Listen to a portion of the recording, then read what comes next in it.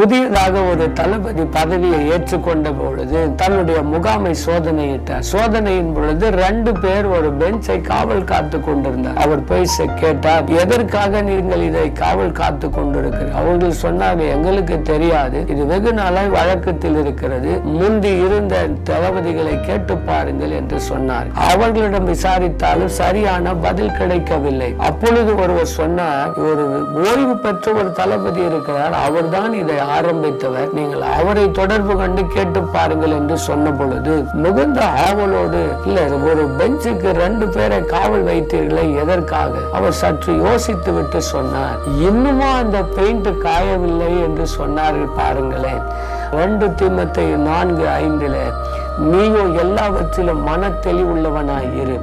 நம்முடைய வாழ்க்கையில மன தெளிவுள்ளவர்களாய் நடப்போம், வீணானவைகளை விட்டு விலகுவோம். God bless you.